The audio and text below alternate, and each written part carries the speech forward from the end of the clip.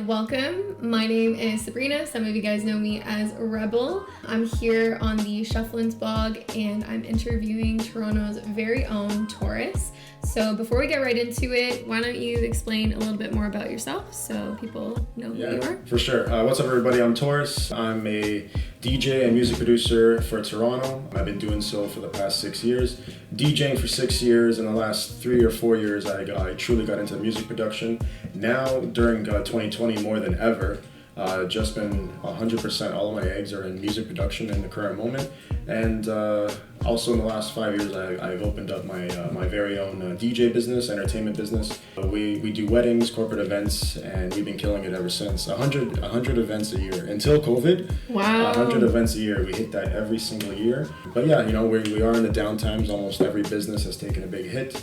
But 2021 looks really good. A lot of weddings have rescheduled for the next year as well. And again, this year more than ever, there's been personally so much more invested into it, and the outcome and the results are truly rewarding. I'm connecting with people globally now, obviously through social media because that's all you can really do. But from where I was before March happened to where I am now, it's exponential growth in regards to music and house music specifically. So yeah, that's a good sum up of me. Oh, and also this actually happened February 2020, and then again, March happened. But I finally opened up. I wanted to do this for so many years. Actually, it's right here. I opened up my very own merchandise store, taurusapparel.ca. Good to know that people are still listening to house music. I think this year people are listening to it more than ever. More than to get through. Ever. Yeah. It's if you were in the house music scene or EDM scene in general, this is, what a time to be alive. There's other genres that have actually taken a decline, because it's really hard to appeal to people, without naming a specific genre, but it's hard to appeal to people to, pop bottles and throw money when there's no clubs to go to, right? That's so true. And instead, DJs are truly taking over or using this time to their advantage. We see so many different people have gone famous just off of Instagram Live. Mm-hmm. Just off of that, TikTok Live. Even YouTube Live, yeah, I've seen that a lot. EDC Las Vegas did the entire thing live, and it was, I remember I logged in, there was 100,000 connected live. Everyone was putting it on their big screens, and even having their own personal 20 people parties. It was really cool to see how the house music world adapted to the times. Yeah. And and how we were still able to connect. Yeah. Despite not being able to physically be at festivals, we Everybody were able to connected. be. Yeah. Even more so almost, because people who even didn't have tickets to go to EDC were like, okay, well now I get to see EDC, even though I didn't initially plan to go. How many Zoom parties were you a part of? A lot. During festival season. A lot of shufflers too, just going off. So it was very interesting. And how many were in so many different cities? Oh my gosh, it's crazy. Connected globally. Mm-hmm. I would say not even just North America. Yeah. Right? It was crazy to see how much more we were able to connect. Actually, I was invited from Sterling Torres. Actually, she invited me to come to her Zoom party. I'm like, what is this? I didn't even know what it was yet. I didn't even have Zoom. And then I connected, and it was EDC Las Vegas, and then we had people from California, Nevada, Toronto, New York, and it was just, we were typing in the chat. Some people were dancing, some people were doing their thing and drinking and just chilling, watching TV, just listening to the music. And it was just it was kind of scary a little bit. It's is this it? Is this the new normal? Right. Which is still, that question is still up in the air. Because everyone is still optimistic to get back out there. It's just, what is that going to look like when we finally do, of course, right? For sure. But yeah, overall, 2020 has truly shown which area of music is sustainable, right, and marketable and all that stuff. And I truly think house music or EDM in general has sustained throughout this whole time, and a lot of the other genres have struggled. Truly struggled. Mm-hmm. The content, the quality of it, the delivery of it, how to get it in front of people's faces has been a true battle for them. And it's almost like house music is it's much easier. But yeah, I think the people get it. I think we get it, right? Yeah, the people have spoken. Yeah, for sure. So so to get more into you and your background, How long have you been DJing, and what made you start DJing? Right. As I said, I've been DJing for 6 years. I wanted to DJ 12 years ago. What actually made me get into this or even want to do this was actually everyone within the GTA has heard about it. It's called Wayback Wednesdays. It was playing every single week for, 12, 15. Are we talking Z103? We're talking Z103. Oh, yeah, right? I know that one. Yeah, everyone knows that one. Everyone is tuned in at some point. For me, it was literally my religion. Okay, Eurodance was what they played every single week. The same classics all the time. And I tuned in for about 12 years, like straight. I even counted. I tuned in so much that I could even count how many times I missed it. In the 12 years, I missed it about maybe a total of 20 or 25 times, literally. Wow. Like I literally wrote it down when. Wow. And anyway, I loved it so much that I locked myself in my room between 10 o'clock and 1 a.m. every single Wednesday. And I turned up the volume like loud to the point where my family was getting annoyed and all that stuff. And I said, I don't care. I really don't care. I did differently. Like sometimes I just did like push-ups or like working out, just listening to it. Sometimes I would literally just dance in my room, literally, right? Or sometimes I just lie down on my bed and guess what the next track DJ Danny D would pick or DJ Delirious. And then I would just listen to like sometimes the way like Iceman or Tony Monaco were like portray their voices and just the type of MC they were. And this whole atmosphere was something I definitely want to be a part of. Listening to the DJs, the transitions and all that stuff, it was such a high level of intensity. All you needed was a radio signal to literally want to be a part of it. I was actually underage, so I couldn't even go to the club, but that alone like built up my desire to get into this. As soon as I decided I wanted to become a DJ at 16, I told my parents, hey, I want to become a DJ. I found some DJ classes. And I asked them, I showed them everything. You have to present it nice if you want to get a yes from your parents, right? Yes. So I presented it nice. I even found a way to get there, all that stuff. I just need some money to They said no.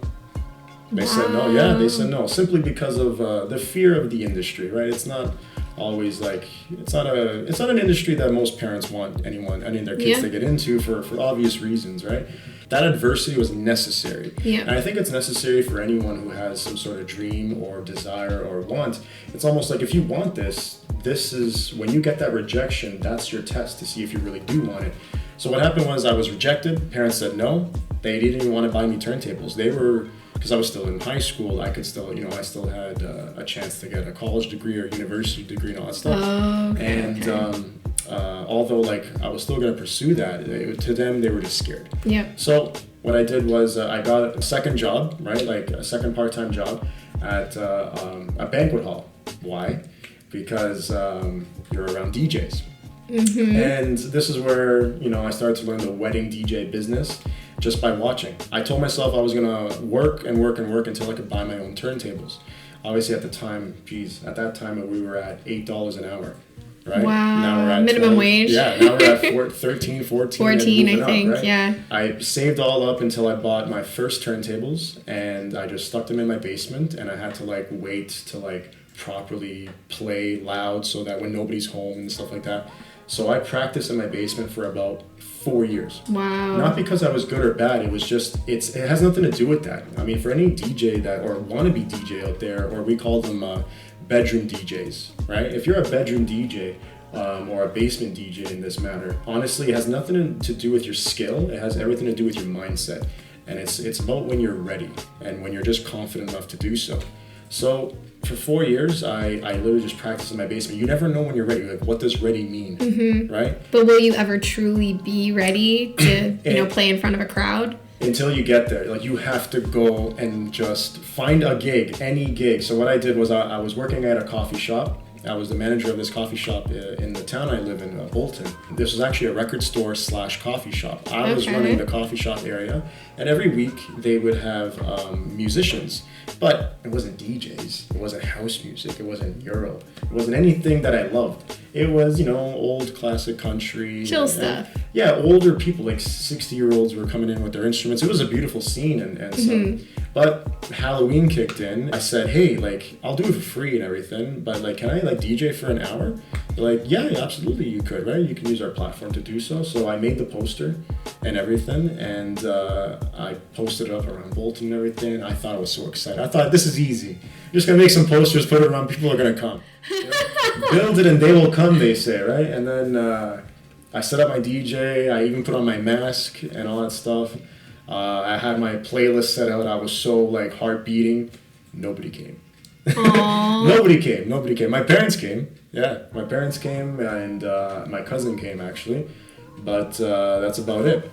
Wow. Yeah. Which honestly, I swear, like, don't get me wrong, but if you're out there and you want to get started, you need this story. Like, I think everybody needs this story. There's a famous meme in the DJ world that everyone, it's like, you can't have this, and the higher picture is crowds, like thousands of people. You cannot have this unless you've had this, which is a bar or some crickets. Sort of area. Yeah, crickets, right? And you got to know how to make crickets dance before you can make crowds dance. And it's really it's very, very true. I only had I've now had 500 plus shows in my 5-6 year DJ career, and like we're talking multiple different varieties of events, but only 2 of them had 0 people. Right? Wow. Only 2.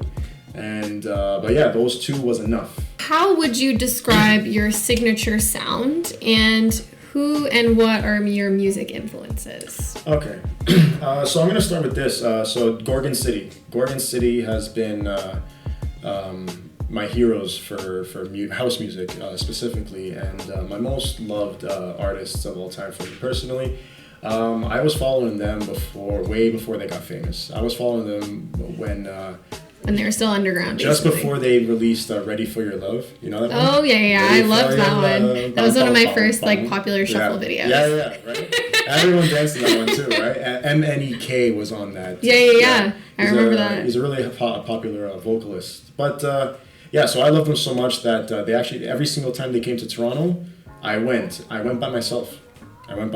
Wow. I asked you couldn't find anyone to go with you? I ended up finding one person, and that person didn't end up liking it at all. Aww. But I bought them. I bought their ticket just because I wanted somebody to go with. I asked every single time. I asked people to come with me and share the experience and stuff like that. And just because they didn't know them, they missed out on a lot. There's 2 guys, and they are DJs, but their presentation is like house music. If house music was a band.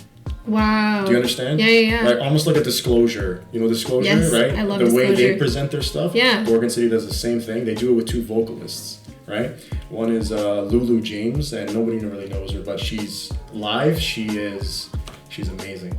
And Josh Berry and Lulu James is 2 people that they always use. Inspiration-wise to write music is Gorgon City, not just because of the quality of their vocals, it is the quality of their lyrics. If you look into the lyrics, it truly is very like uplifting, spiritual, and talks to me because we all view the world in different ways, and listening to the lyrics that Gorgon City releases, it's like these guys see things from a lot of lenses that I see from. I've noticed that as well. They kind of choose different perspectives on purpose to like make you see a different side of something. Yeah, and they're like, in a beautiful, pleasant way, they are anti-system, anti-robotic, you know what I'm talking about. They're almost like trying to wake you up with their music. Kind of like The Matrix, except not dark. Yeah. Right? Like light. Yeah. You know? Uplifting for sure. Yeah, and that's what truly like got me listening, and that was my inspiration. Now, the decisions I make when I work with a brand new track, one of it being what I like to call preach house, and basically what that is I like to look for a really, really good preach or speech in that manner that I can work with that truly defines what I'm trying to portray to this world. Like everyone has a message in this world. I like to strictly keep it positive, and not just positive like vaguely. I like to narrow it down to what's truly important in this world and society and that kind of stuff. Something inspirational. Right? Yeah, inspirational and I really try and keep it one type of message throughout all of my tracks. It does I do provide a variety of different styles, but overall, preach house. And something like a good example of that is you remember the song "In the Beginning There Was Jack." Yes. And Jack had a rule, right? That one. Anyone who knows house knows that one. It's a good one. So if you really think about it, that is the true beginning of house music. Not the true very beginning. Like that's when house music truly started to develop in the late 80s. And that song gave it a really good push. And if you really just think about it, it's one giant long preach. And that is the kind of stuff I truly like to work with. I go what I like to call a cappella hunting. So I just get on the internet sometimes every time I'm bored, and I just try and find some a cappellas that have been forgotten of, or a really old sample, or just something that no one would use in a song. And I find these really, really good juicy samples to work with, and I try and save them up and put them into a track that I'll either work on, in the future or very soon, right? So there's that. And then the other side of a style I like to work with is basically any like euphoric vocal or some sort of like high energy pitched gospel soul type of scream, if you may. They're the most fun to work with. I think they're very potent. Like when to the listener, they're very, very, very potent.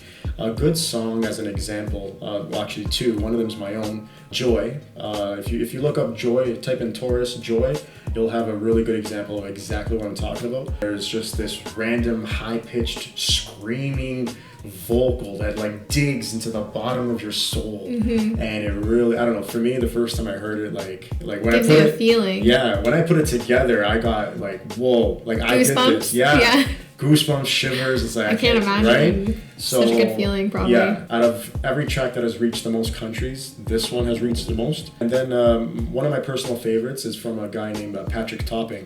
Oh, okay. Right, a lot I of people saw him know at BPM recently. Yeah, he's really dope. Patrick Topping, B sharp, say not, and not is NAWT. That track, actually, Joy and B sharp, say not are actually the same vocalist. Really? LaShun Pace. She actually comes from what they call the Pace Sisters, and these sisters are just gospel singers.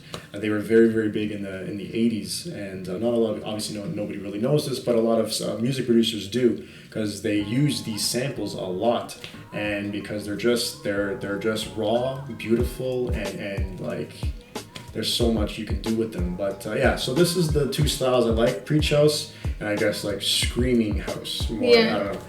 Even when I DJ at the Shuffle meetups or anywhere, some people come back to me like, hey, I really like your style. And I always ask them back, like, what is my style? I know what it is, but I want to see if the message got across, and it does. Everyone says, I know what you do. You like to use like high-pitched vocals a lot. Yeah. I'm like, yes, I do, right? That's definitely a thing with pretty much all your music. Yeah. I like to use a lot of Defected and Tool Room records. I think they're on top of the world in house music, and if you notice, their biggest tracks are soulful, like that real good, like, soul singing. Yeah, they speak to the soul. Yeah, right? And piano, like beautiful, like house, right? So I like to use that kind of style when I mix and DJ. And I'm really happy when that message gets like transferred out to the people that I'm playing for. So that's overall like the substance I'm trying to make when I make a track, and I'm only getting better and better and better with it. And yeah. What is your mission as a DJ, trying to make it in Toronto as well as globally? I see an opportunity in Toronto, simply in the house music scene, simply for this reason. House music, and if you've been in the scene, house music has declined. It has become absent almost in the Toronto scene. Yeah. I'm not talking about the underground clubs. Guaranteed house music is underground after 2 a.m., 3 a.m., right? That's not the surface, right? Yeah. At least in Toronto, you can go to a club and listen to house music at 9 p.m., 10 p.m., right? That disappeared.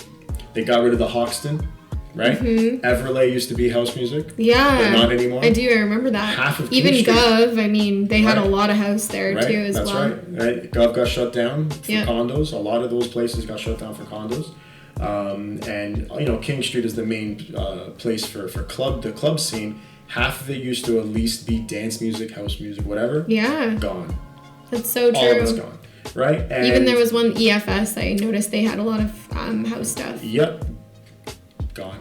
Yeah. You know, it's Wow. just to put the cherry on top, you know, this pandemic really put the end to it, right? Yeah. To For the any point- surviving clubs. Yeah, and just if you really just think about it, we have one place. House music has one place in Toronto, and that's Cabana Pool Bar, only in the summer, Yeah. only on Sundays. Wow. Right? Other than that, there is no what I like to call home for house music. There's a lot of homes for hip hop. There's even a home for country. There's a home for multiple. There's a few homes for country. Yeah, there's a home in Toronto. There's a home for country. There's a home for Latin music. Yeah. You know, bachata, salsa, beautiful stuff, right? There's no home for house music unless it is underground at 2 a.m. And I don't care who you are. Half of the scene does not want to go there at that time, It's and true. they don't want to go there with you know that kind of crowd. It's you know It's a different scene, different vibe. Yeah, you know, like you know, let's be real. Like a lot of people who listen to house don't want to be involved in drugs or around it, and it's a dangerous. Anything bad stuff happens after 2 a.m. Right? Yeah. I'm not saying it does in the underground club. It's just overall. So there's no home in Toronto. I see that as an opportunity. If you could think about it, just give this a thought for a second. Other than Dead Mouse, and that's not house music. Okay? Yeah, no. Other I would than say Dead it's his Mouse- own genre, really. Exactly, right? And we can call it that. But other than, basically, after Dead Mouse, which DJ in Toronto is global? Which DJ in Toronto made it out of Toronto? Wow. Nobody. That's crazy. Nobody. Manzo and Strong's pretty strong. Like, they're Yeah. pretty, but they're just, like, they don't ever leave Toronto. I think they do a couple of gigs in Montreal. What's his name at BPM I saw was Carlo Leo. Carlo Leo. That's Carlo right. Leo's You know a good what? one. That's right. And he that's was right. playing in Ibiza too. That's so right. he's- Sorry. I totally. I'm no sure there's offense, Carlo. No offense, Carlo. I'm sure there's a couple we're not thinking of, but Yeah, I know yeah. what you're saying. Like, there's not a heavy amount of influencing artists that come out of Toronto. Exactly. Where it's So- it's like screamed at. So it's like okay, Carlo Leo's out there, right? But a lot of people know Carlo Leo, and how many people don't even know he's from Canada? You know, That's very that's true. what I'm trying to say, right? There's that marketing. So it's like everyone knows if you go to a different country, you say I'm from Toronto, everybody's like, oh, Drake. Yeah. You see what I'm trying to say? Yeah. So there is nobody like that in regards to house or EDM scene at all. So I see an opportunity there, and I'm trying to get to that scale, and I'm sure a lot of other people who've noticed in this city, there's an opportunity for them too, right?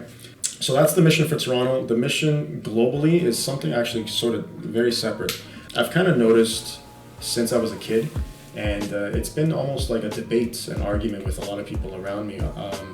To me, in the music industry as a whole, not house music, just the pop music, the hip hop music, and music in general, there's something wrong. To me, there's something wrong in the industry. I think as I say that, the many listeners who are listening now, who have made it this far in this podcast, I feel like they get what I'm saying. I feel like no one can really nail it on the coffin to what it is, but there's something wrong. What I see is a decline in quality over the years. In the last 2 decades, there's been this decline. The top 10 on the Billboard, go take a look.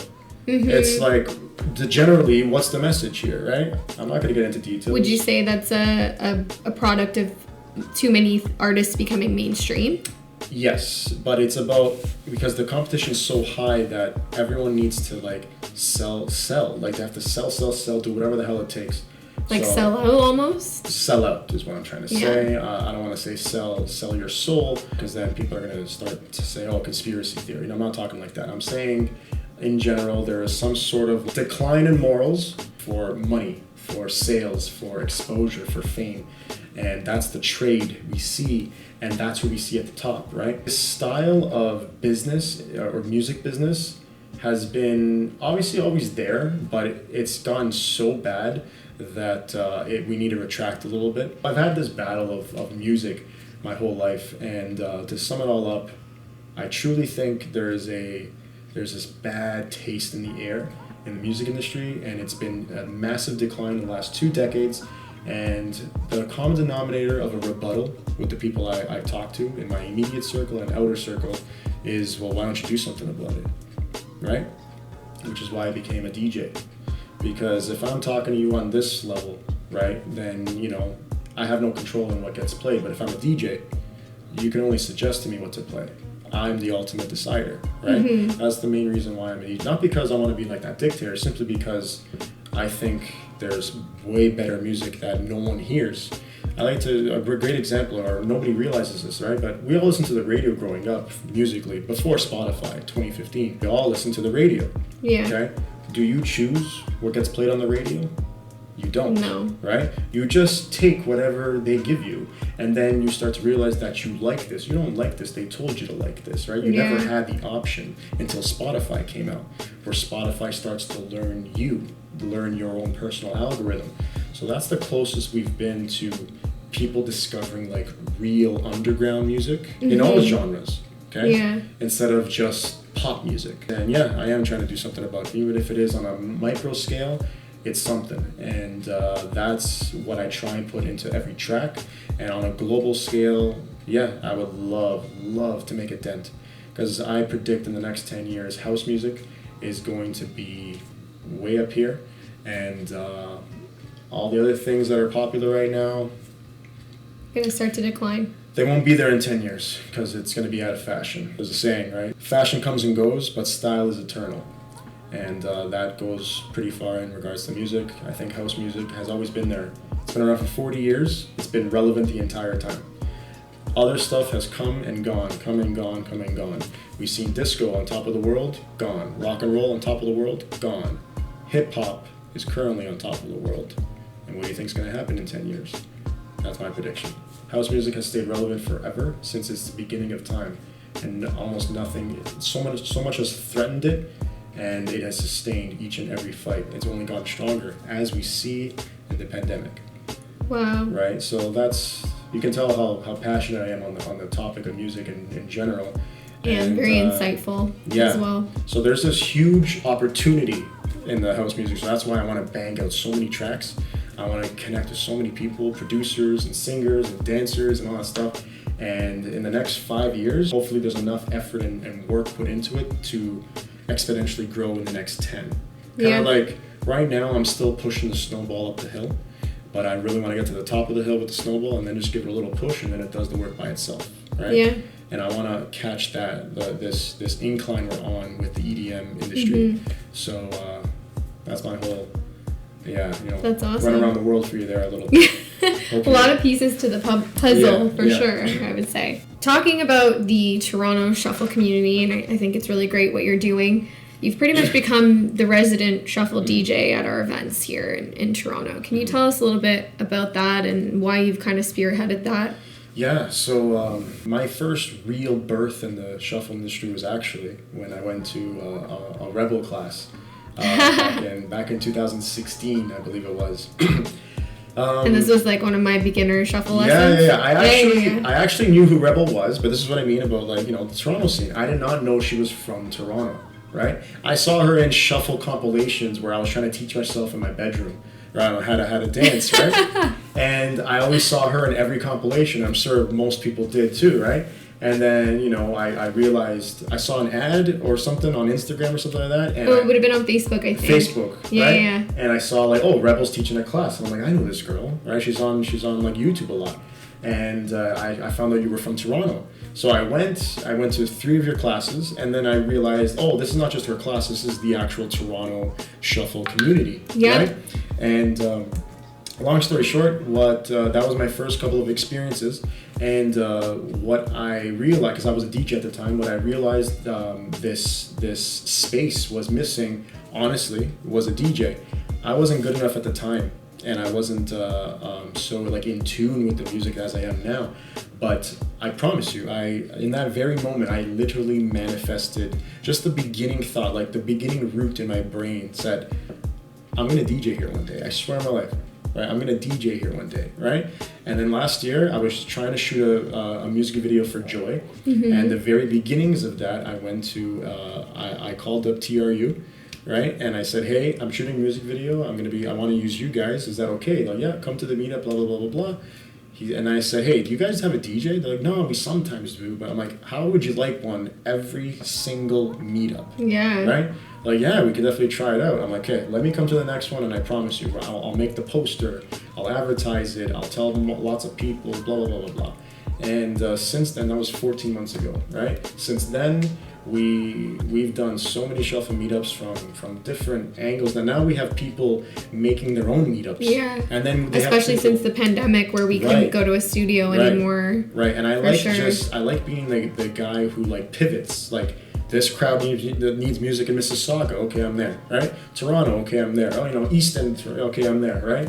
I like going to it simply because everyone is on the same high level. Do you know what I mean? I don't want to explain this. High intensity, high energy. Yes, energies are so high and everyone adds to it. Everybody who comes, it's like a great vibe. Yeah, it's hard to tell at this meetup who's having a bad time in life. Yeah. Yeah. I would say that everyone just kind of lets their issues go at the door, or wherever we are for outside, and that's just their time to release and to enjoy, and whatever walk of life that you come from, when you enter a shuffle meetup, it's like you just get to let go and enjoy doing what you do best, and letting that passion take over. And as the DJ, that's exactly like what I get out of it too. And I just love being the guy to like watch it, like I orchestrate it. Do you know what I mean? Like being the DJ, you're orchestrating this, right?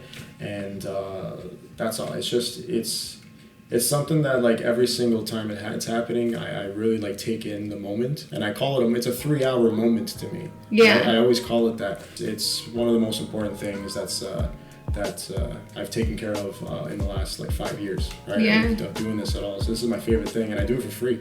I know. I do it for free. This is my favorite We thing. appreciate it so much, and it's great to see that you're truly enjoying yourself when you're there, and you're not, there for like a deeper purpose to, push your music. I'm sure a lot of people get exposed to your music because of that. That's just a bonus. And, a lot of the shufflers end up, dancing to your tracks, myself included. We all get exposed to your music and we love what you're about. It kind of pushes your movement forward too. So us having you around and you DJing, it has definitely made the meetups that much more fun. Yeah, thank you. It just makes it a great, enjoyable atmosphere, and it's that raw energy that you're talking about that's so enjoyable. That's exactly what I want. That's it. That's all you can really. That's all I can ask for. So. For sure.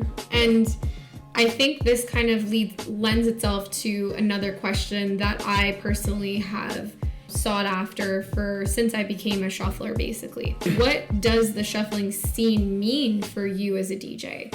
And do you think the two are interconnected? Because for me, I've always seen that connection, but I don't think that a lot of DJs see that. And that's kind of why I'm interested to see your perspective on that. So DJing and shuffling, how are they interconnected? Yeah. Yeah. I mean, that's an easy one. If anyone has been to a meetup that doesn't have a DJ at it, at the meetup, and then you've been to a meetup with the DJ, it's very easy to see. Yeah, it's night and day. Yeah. The difference is simply the unsung hero is flow. Okay, that is the unsung hero between both scenarios. Basically, because like the DJ, what he brings to the table, or at least what I bring to the table, is I try my best to keep the flow alive. The beat does not stop, ever. There's no like, okay guys, let's take a 2-minute break. Yeah, it's like, we got 20, 30 people. Some people are ready to go, some people are not. It doesn't matter, I'm playing, right? Yeah. I'm playing like there's 100,000 people in front of me, right? Yeah. I'm playing the biggest banger or bringing up the best drop or whatever, right? I'm always trying to work with keeping the energy up here, right? And people have to come match it. I'm not going to come down to like the low tempo, right? Yeah. I'm going to keep it up here because that's what this is about for the next 3 hours, 4 hours, right? When you go home, you can wind down, right? When you're with me, it's always up here. Or, we all end up going out for food and then we all... Right. Everyone sweats. Everybody sweats. Everyone's like, man. Everyone's starving, including yourself, I'm sure. I have like 3 subs, Yeah. So that's when we all wind down. But I agree. It just keeps the energy up here the whole time, and everyone's just enjoying themselves and ready to go in the circle every couple of minutes. So I agree. I think that the two are necessary, but I think a lot of DJs don't see that at all, and either they don't appreciate shufflers, some of them just don't care to connect with shufflers. If anyone thinks that at this very point, I mean, like, the evidence is right there. Like DJs are underestimating shufflers very much. I don't think shufflers are underestimating DJs, because shufflers dance for DJs, like a new song, basically music producers. we see shufflers like always looking for like the newest music and getting on it right away because they know the cloud's gonna come. Yep, they know the cloud's gonna come, and we see a lot of success in that. But DJs, go click on the DJ that the shuffler is dancing for, and the shuffler has more followers than the DJ. Yeah. Right? And the DJ is still famous. Like, he has so many songs that you know, but no one follows the guy. Because there is a big marketing miss from DJ to shuffler, underestimated. So, but some people like you, and I think there's a lot of other DJs that are connecting with shufflers because they see that there is this opportunity for the two to connect, right? You know what? You know what's funny? 2017, I was in Jamaica with my friends, and I told one of my friends, I said, I'm going to be making music, and I'm going to be grabbing shuffler after shuffler after shuffler after shuffler just to dance on it. Like, connecting with them, talking with them, and just getting them to dance on my music, right? I said that, I just said it. That was the beginning thought of a marketing plan. So I started this 3 years ago from a marketing perspective, right? And now we see DJs. There's even music producers come up to me saying, hey, could you get me a shuffler? like which we have connected with. There has been. Like I'm the pimp of the shuffler or something. It's like just go. You have the connects. You're the plug. And a lot of people like for you, for example, right? They're like, hey, can you connect me with like Rebel or Sabrina? I'm like, just DM her. Right? She probably will get back to you. I usually do. Yeah. Right. You know what I mean? Like, that's her business. Sure. Like, that's what she'll do. And they're like, oh, okay. Like they're shy. They're kind of shy. They put, you or other shufflers on a pedestal, right? And it's true. I mean, you should be. It's just amazing to see. Yeah. Right? Like, you're of like a high status. Yeah. Right? And it's just, I think it's something special to see. And then just to conclude it all together there, DJ and shuffling, the connection is not like strong as you would guess, and it's extremely underestimated for sure. So there's a lot more opportunity for DJs moving forward. Oh yeah, for sure. And they should definitely at least look into it or start to understand the connection a little bit more, because I think this is something I've been pushing myself, especially going to the BPM festival and connecting with artists and DJs and they can't believe, they're like, what do you mean you teach this full time? Like, this is your job. Like, they can't believe how big shuffling is becoming. And some DJs are actually taking up shuffling, like yourself. I think Oliver Heldens is one of them. There's a few in the industry now that are actually pushing shuffling and are about shuffling as well. What do you wish to see for the future of DJs and shufflers? Oh, okay. Wow. You actually hit a big topic for me personally. The DJ world, and not just the DJ world, entertainers. We are facing the biggest risk we've ever faced, I think, in all of the music world. In this pandemic, there's been a lot of politicians, especially from England, and England and music always have an issue between politics. So we have politicians in England now saying, hey, if you are a singer or of the arts, they say, if you're of the arts, you might want to start thinking about a different career path. This is the response to the pandemic. This is their solution. Right now, the music industry, there's nobody saving it, right? There's talking about, giving checks and money to workers and stuff like that, but no one's talking about saving or preserving anything to do with music or arts of any sort. Nothing. Okay. Which is really scary. Very scary. Especially for festival goers, events. Right now, we're so scared as to when that's ever going to happen again. There is music artists, everyone takes a risk in this world. Music artists in general, they take a really significant risk because there's no life insurance that they buy. There's no employee insurance. You know what I'm trying to say? There's nothing to really fall back on if things go south. Yeah. And a lot of them, obviously, have made it. They put it all in. They put 100 eggs in. They took the risk of life. They jumped off that cliff. They made it. And everything that they've worked for and they risked, everything that they've won is now going down the gutter every single day, week, month that we wait for this pandemic to be over. It's getting worse and worse and worse, and the return is going to be that much harder for everybody. Yeah. So that's a big, for the future of DJing, honestly, it's great to see that we sustain from a social media level, but any other DJ will tell you that social media does not pay you. Do you know what I mean? It's hard to get paid from there. Yeah. You can put a little tip jar, like a social media tip jar. That's basically it. Yeah, buy me a coffee. I've seen that. Yeah, right. And that's great and all, and it's working for some people, but it's a big loss still. Yeah. It's great to see sustainability in times like this. I do want to see us grow away from that though. This has only been a safety net. Social media, IG Live, YouTube Live, that's a safety net. Let's try, and when the time's right, try to step away from this and back into the presence of people, like the actual one-on-one presence, like club, stage, that kind of stuff, outside generally. So I'm very scared for the industry. No matter what happens, I will be here. No matter what happens, I will always be making music. I'll always be trying to DJ. And even if I have to do it underground, last week or a couple of weeks ago, I almost got fined for playing music outside, for making people dance, for orchestrating. I got fined almost $1,000. So that's where we're at, and that's how scary things are for the music industry. So I really hope we steer away from that, back to normality. And when we come back, I personally do not want no COVID rules. I don't want to see little mini stages in front of a stage. Right, you see that as this. No. Togetherness, shoulder to shoulder, people on people's shoulders, standing on each other, going crazy. That's what we want to see. That's what we all want to see. And, so, where does shuffling fit into that picture then?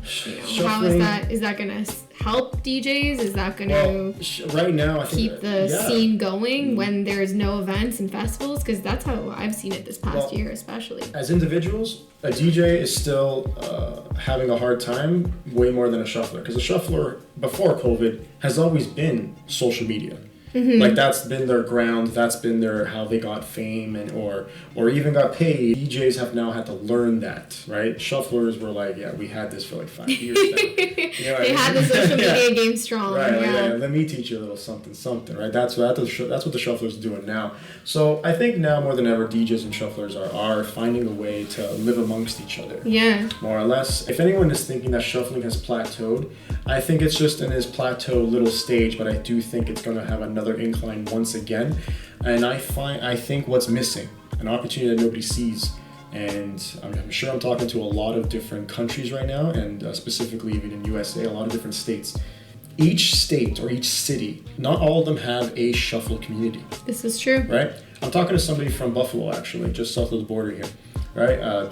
Derek Matthews, D Shuffles, right? If you're hearing me, amazing. Little shout out there. Right. Actually, so I'm talking to him, and he actually messaged me because he thinks I'm like one of the shuffle like leaders, right? So he messaged me, hey, how do you get all your meetups together? I'm like, hey, well, it's not only me, and I make sure I tell everybody like who it is and all that stuff. But I tell them like the little trick. It's like you gotta just start, right? I told him it's like.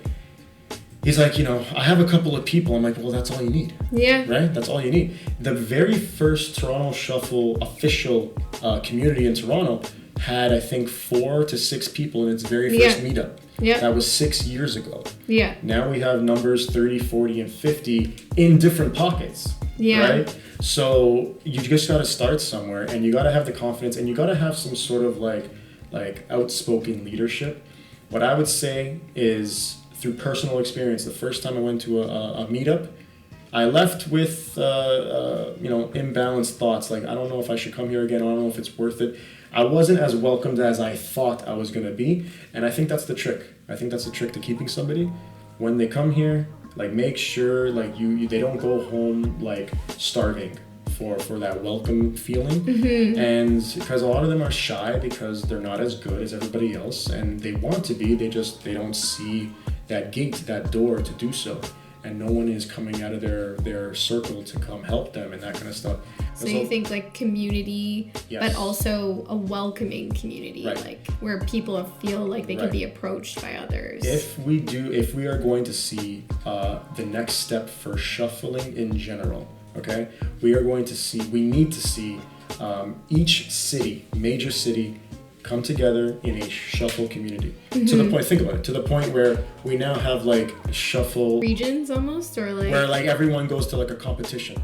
Oh yeah. Right? They have the hip-hop I could see that 100%. Because the end goal basically is to make this a global dance phenomenon that's respected in the dance realm. And I think in order to do that, there needs to be a community everywhere, and it needs to be also in dance studios. It needs to be, people need to know of it. Like people need to know, oh yeah, there's a community here. If I want to go and start learning, like loud. This is where I go. Yeah. There needs to be marketing. Yeah. Right? Instagram marketing, guys, Facebook marketing, even TikTok marketing at this point, right? It's so free content, easy, free, or even cheap content to advertise with. Most good shufflers or people who practice it every day, it is nothing, their plateau is like personal accomplishment. Yeah. It doesn't pass that. Yeah. Right? It's true. It needs to pass that. It needs to be of a bigger purpose.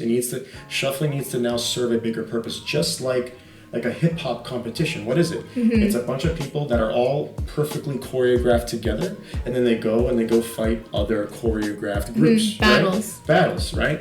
That's the next step, and then and on and on and on. If we don't get together like that, again, you're not gonna do it if we keep staying in our house. If we're all dancing in front of a camera in our bedroom, that's the thing. It's great exposure, but it stops there. It reaches a certain point. That's it. I think the Spanish culture, or I should say even in Europe, it's a lot different than here. I mean, Shuffle Showcase is one of them in Spain. They're constantly having competitions. That's right, yeah. Hundreds of people come out. You were a judge. I was going to be a judge, and the problem is they can't host this competition anymore because of COVID, and they're unsure, when this is going to happen. They're strong, in their mindset that it's going to happen. And they're, I think, one of the communities we can look to for inspiration, because they're not so much crew oriented or, separate in that sense. They're very communal, and they bring everyone together for these events. Right. And although it is competitive and, they have that competitive element with the competitions, at the end of the day, they're extremely welcoming in that regard. And, just because you didn't win doesn't mean you're not welcome in this community. And they're just constantly building that sort of mentality. And so you're saying they have brought it to the next level. Oh yeah, I think that there's a lot that we can take from their specific community, and I think that a lot of people are well aware of what they're doing, and others have no clue, right? Because when it comes down to being in the US especially, we kind of see that gravitational pull towards California and everything that they're doing. Right. But if you take a step back and you look towards the communities in Spain, you'll see, they even travel to Latin America, into many of these countries, like Peru, for example. Colombia, Argentina. They went to these places and they brought out so many people. And it was crazy to see, because they spoke Spanish, they were able to communicate and hold classes, and they held competitions there too. So I see that sense of community you're talking about already with them, and I think it's only a matter of time before people start actually, becoming a part of that. And that's why I was so excited to be a judge in that competition. And I think one of my other counterparts, Vlad from California, was going to be there too, and we were just so excited to bring that culture back home with us as well, to be a part of it, to bring that global element back home to our countries, Canada and the States, and start to, kind of have that sort of mentality in our countries as well. And I think with Shuffluence too, we were really trying to bring that element as well. Right. And actually to add to that, so you were saying like how you were kind of surprised with Latin America, right? Even me. So like I checked yesterday. As of yesterday, my music has hit 38 different countries, right? I mean, that's just that sentence alone is like, a year ago, I was not talking like that, right? Like 5 months ago, before COVID, I wasn't even thinking that would be possible. But 38 countries, it's a big milestone for me. But looking into like the diversity of it, the majority of those countries are Latin American. Yep. Right? It's like the culture is strong. Their EDM culture is strong. Yeah, you wouldn't think, right? Because like Latin dancing and Latin music is very strong in their culture, right? They're not really, you know what I mean? And you just would expect something different. But Latin America is very heavy on house music. Yep. And so just to add to that, in general, we made it through. I know it's been a lot of questions, but what projects can we expect from you in the near future? What are you excited to be putting out for us? A couple of things. Actually, Functious just came out a couple of days ago. It's a banger. Yeah, it's my first like funk-oriented track. I do want to make a lot more. That was one of the most funnest ones I worked with. If you press play, you'll understand what I'm talking about. It's just fun surprises, and it's light and heavy at the same time. Yeah. And there's a preach as I'm talking about earlier in this podcast, preach house, right? So there's preaching, and it just has a lot of varieties in one track. So that just came out. Take a listen to that. In the future, we have something I have high hopes for. It's already gotten picked up from Handpicked, a YouTube channel called Handpicked. Check them out. They have a lot of subscribers actually. And so they reached out to me and they said, do you want us to put this track on? And I said, yeah, 100%, absolutely, right? So that's going to be a new milestone of mine once the track gets released. It's this new one's going to be called Bass Digging. And you've heard it. I've heard it. Right? It's awesome. Yeah. I'm really digging it. Like, it's a good track. Yeah. So I actually have it on repeat a lot. And I'm not being biased. Like, I'm honest with him. He knows I'm very honest with him and his music. And this track's going to definitely rock. It's not even going to rock it's not even on pre-sale the community. Yet. Right? So I think I'm going to be releasing it probably November 23rd or 24th. So I'm going to be making that announcement in a couple of days. It's right in between techno and tech house, if anyone is interested. So Bass Digging, look out for that. And then other than that, I do have something other than Joy. This is like the most special project I've ever worked on. So 5 years ago, I heard a speech from a special somebody. Not going to say who because it's going to give it away. I told the person I was listening to it with, I said, when I learn how to make music, I promise you, I'm going to make a song out of this. And this speech I've listened to over and over and over and over again. It has stayed by my side throughout time since I've heard it. And I finally put it together. And it was like, producers will know, right? There's a moment in the studio, especially when you're alone, right? It's a bittersweet because you want to celebrate with everybody, but this moment can only happen if you are by yourself. Yes. You know what I mean? So it was one of those, like, a producer in a sense is always digging for gold. Yeah. Right? You never know when you're going to hit. You just got to keep digging and digging and digging. And you could be on one track or 10. I was working on this one track. I knew what I wanted to do, and I finally nailed it from an instrumental point of view and the vocal point of view. And I put it together. It's going to be called Jump. I'm working on the final pieces of it. I'm also trying to put together a very good marketing perspective on it. And this way I can nail every angle of it, the track, the marketing. And I really think this is going to be a staple of Taurus. And a stepping stone too as well for you. In the near future. This is a track that everybody can truly put into their pocket.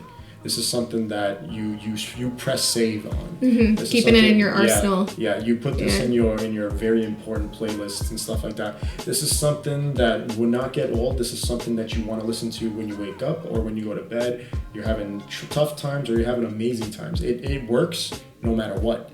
And it's something to listen to with multiple people, share with, like that.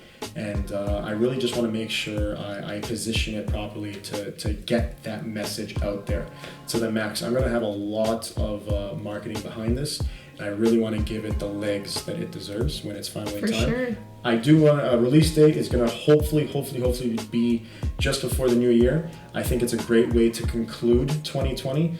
After this track, there won't be a better way. It's either that or the very beginning of 2021. Again, the content of the music is going to match either or. And I really want this to be a staple. I want this to be a staple. So, sounds exciting. I'm excited to hear it. Yeah. So that's a couple of projects that I'm working on, and I actually have a lot more. It's just there's always going to be something in the making. During COVID, I have 3. I used to work on one track every 3 months, and it's like it was such a slow process. COVID, I picked up the pace, and now I'm working with 3 tracks like every couple of weeks. That's awesome. And I'm just trying to maintain. And would you say, that's advice for, future up-and-comer DJs as well, to always have that next track ready? Don't get stubborn. Keep hitting them? Don't get stubborn. I was stubborn up until 2020. I was stubborn. One track at a time, give all your eggs. It's like a test, it's like an exam. If you're stuck on a question, move on to the next one, or else you're just wasting time.